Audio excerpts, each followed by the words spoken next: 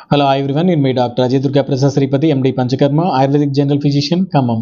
ఈ రోజు మనం పేనుకొరకుడు సమస్య గురించి తెలుసుకుందాం. దీన్నే మన వైద్య పరిభాషలో అలోపేషియా ఏరియేటా అంటాము. అదే ఆయుర్వేదంలో అయితే కనుక దీన్ని ఇంద్రలుప్తం అంటాము. ఇది వయసుతో నిమిత్తం లేకుండా చిన్న పిల్లల నుంచి పెద్దవారి వరకు కనిపించే సమస్య ఇది. ఈ పేనుకొరకుడు సమస్య ఎలా వస్తుంది? ఇది రావడానికి గల కారణాలు ఏమిటి? ఆయుర్వేదిక్ ట్రీట్మెంట్‌తో ఈ పేనుకొరకుడు సమస్యను ఎలా అధిగమించవచ్చు అనేవి ఈరోజు మనం తెలుసుకుందాం. ఈ అలోపేషియా ఏరియేటా అనేది ఒక ఆటో ఇమ్యూన్ డిజార్డర్. మన ఇమ్యూన్ సిస్టమ్ పొరపాటున ఆరోగ్యకరమైన హెయిర్ ఫాలికల్స్‌నే శత్రువుగా భావించి వాటి మీద ఫైట్ చేయడం అనేది జరుగుతుంది. ఫలితంగా జుట్టు అనేది రౌండ్‌గా పెచ్చుల్లాగా రాలిపోతుంది. దీనినే మనం అలోపేషియా ఏరియేటా అంటాము. కొంతమందిలో తల మొత్తం రాలిపోవడం అనేది జరుగుతుంది. దాన్ని అలోపేషియా టోటాలిస్ అంటాం. కొంతమంది గడ్డం మీద, మీసాల మీద కనిపిస్తుంది. దానిని అలోపేషియా బార్బీ అంటాం. కొంతమంది మొత్తం బాడీ అంతా వెంట్రుకలు అనేది, జుట్టు అనేది రాలిపోవడం జరుగుతుంది. దీనిని మనం అలోపేషియా యూనివర్సాలిస్ అంటాము. పేనుకొరకుడు సమస్య రావడానికి ఆయుర్వేద పరంగా మనం కారణాలు కనుక చూసుకున్నట్లయితే ఇది జెనెటిక్‌గా వచ్చే అవకాశం ఉంటుంది. అదేవిధంగా ఇతర ఆటోఇమ్యూన్ కండిషన్స్ అంటే థైరాయిడ్ కానీ, మధుమేహం కానీ, విటిలిగో కానీ, సోరియాసిస్ కానీ, రుమటాయిడ్ ఆర్థరైటిస్ కానీ, ఎస్ఎల్ఈ ఇలాంటి ప్రాబ్లమ్స్ ఉన్న వారిలో కూడా ఇది కనిపించే అవకాశం ఉంటుంది.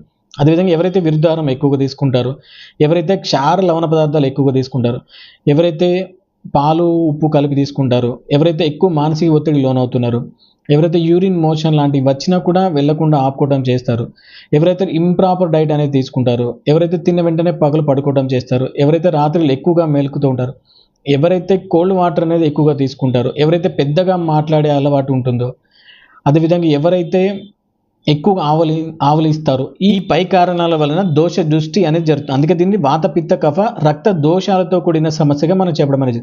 ముందుగా పిత్తంతో కూడిన వాత దోషం ఏదైతే ఉంటుందో అది హెయిర్ ఫాలికల్స్‌ని చేరి జుట్టు ఊడిపోయేలా చేస్తుంది. తదనంతరం ఈ రక్త దోషము, కఫ దోషము హెయిర్ ఫాలికల్స్ యొక్క మూలాల్లో చేరి దాన్ని బ్లాక్ చేసి మరలా హెయిర్ రీగ్రోత్ కాకుండా చేస్తుంది. ఈ పేనుకొరకుడు సమస్యకు సంబంధించి మనం ట్రీట్మెంట్స్ కనుక చూసుకున్నట్లయితే ఆయుర్వేదంలో మంచి ఫలితాలను ఇచ్చే ట్రీట్మెంట్స్ ఉన్నాయి. అదేవిధంగా మెడిసిన్స్ కూడా ఉన్నాయి.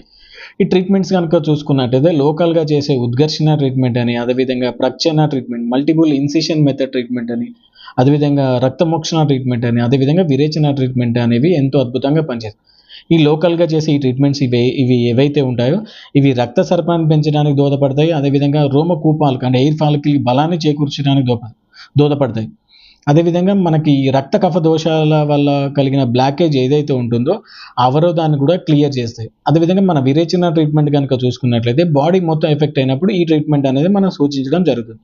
ఈ రక్తమోక్షణ ట్రీట్మెంట్‌లో మనం మెడిసినల్ లీచెస్ అని అప్లై చేయడం అనేది జరుగుతుంది. అదేవిధంగా కప్పింగ్ ట్రీట్మెంట్ అనేది సూచించడం జరుగుతుంది. ఈ ఆయుర్వేదం ప్రకారం ఈ పేనుకొరకుడు సమస్య అనేది రక్త ప్రదోషజ డిజార్డర్. ఈ రక్త ప్రదోషజ వ్యాధుల్లో ఈ విరేచన ట్రీట్మెంట్ కానీ, ఈ రక్తమోక్షణ ట్రీట్మెంట్ కానీ అద్భుతంగా పనిచేస్తాయి. ఒకసారి మనం ఈ బ్లాకేజ్‌ని క్లియర్ చేసిన తర్వాత జుట్టు మరలా ఒత్తుగా, దృఢంగా రీగ్రోత్ అవ్వడానికి మనం నోటి ద్వారా మెడిసిన్‌తో పాటు కొన్ని పై పూత రూపంలో అంటే ఆయిల్స్ రూపంలో, క్రీమ్స్ రూపంలో, పౌడర్ రూపంలో సూచించడం జరుగుతుంది. అదేవిధంగా మనం డైట్ కూడా సూచించడం జరుగుతుంది. కనుక ఇలాంటి ట్రీట్మెంట్‌తో ఈ పేనుకొరకుడు సమస్యకి మంచి ఫలితాలు ఉన్నాయి ఆయుర్వేద ట్రీట్మెంట్‌తో. కనుక ఎవరైతే ఈ పేనుకొరకుడు సమస్యతో బాధపడుతున్నారో మీ దగ్గరలో ఉన్న క్వాలిఫైడ్ ఎండి ఆయుర్వేదిక్ ఫిజిషియన్‌ని సంప్రదించి తగు సలహాలు మరియు ట్రీట్మెంట్ తీసుకోవచ్చు. లేదా మమ్మల్ని ఆన్‌లైన్ కన్సల్టేషన్ ద్వారా కూడా సంప్రదించవచ్చు. Thank you all.